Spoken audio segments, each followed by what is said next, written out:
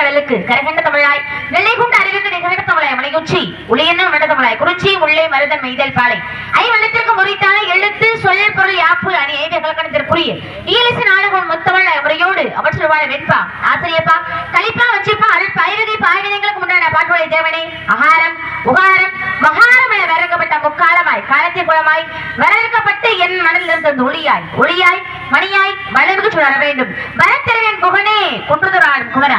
மிருகா கண்டா கடம்பா கார்த்திகேயா உன் தாழ்பணி சரணம் சரணம் சரணம் முருகபெருமானை வணங்கி விட்டு ஆக வேண்டிய விஷயத்தை பா apa